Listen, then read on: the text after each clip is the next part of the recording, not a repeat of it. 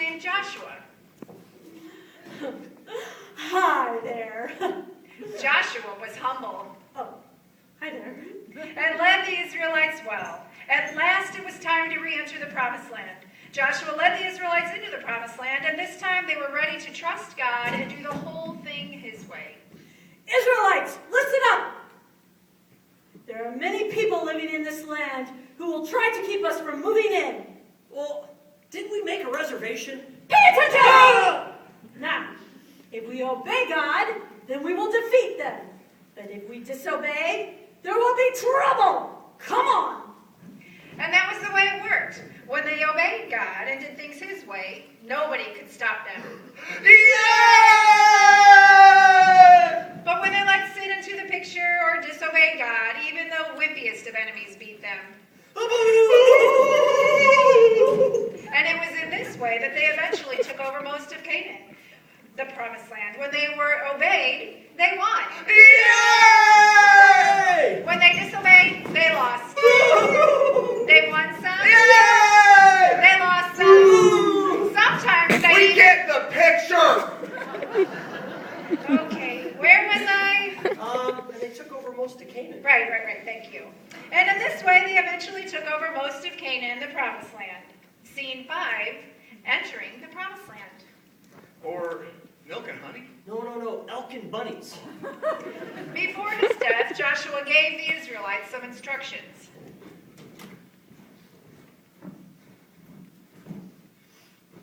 I'm going to die soon. Die? I ain't going sick. I'm not sick, I'm old.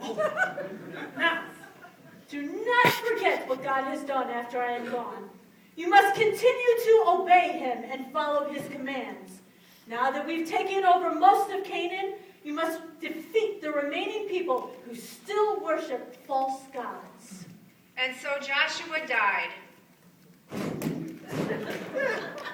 And to make a long story short, Too late! the Israelites ignored God's command to clear out all of the other people living in Canaan.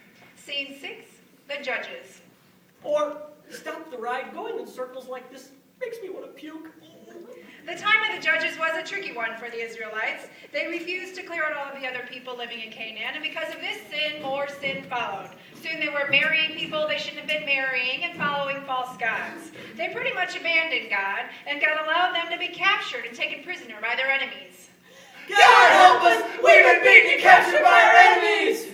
Ooh, hey, isn't this our own fault? You mean, if we'd have cleared out enemies like we were supposed to in the beginning, none of this would have ever happened? God help us! We've been beaten and captured by our enemies! And so God sent them a leader, a judge, to lead them to victory against the enemies that had captured them. Woohoo! And this is how it went for 325 years. The Israelites would follow and obey God, and he would bless them and give them victory over their enemies. Charge! But then they'd get kind of comfy, forget about God, and God would allow them to be beaten by their enemies. They'd cry out to God for help. God help us! We've been beaten and captured by our enemies! And God would send a new judge to free them. Woohoo! On and on it went like this. Charge! God help us! We've been beaten and captured by our enemies! Woohoo! Charge! God help us! We've been beaten and captured by our enemies! Woohoo! Charge! Enough! Needless to say, they were caught in a terrible cycle of sin and disobedience that lasted for 325 years. You may wonder, where does it end? Where does it end? Where does it end? It ends with scene 7, the kings. Or out of the frying pan and into the fire. The last judge during this time was a guy named Samuel, but when he retired, the Israelites started whining again. We don't want a judge anymore. We want a king! The Amalekites have a king. The Philistines have a king. Why don't we have a king? We never get anything we want! When they told this to Samuel, he was furious. I am furious! Don't you people know what a king would be like?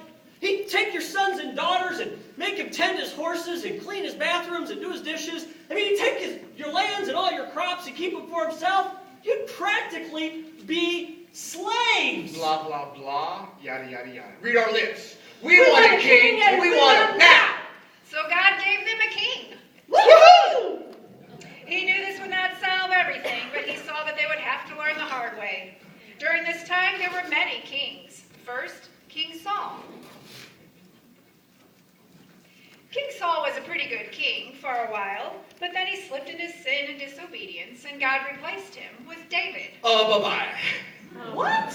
You heard me. Oh, David was a very good king, and during his rule, the Israelites finally seemed to be on track, following God and being obedient.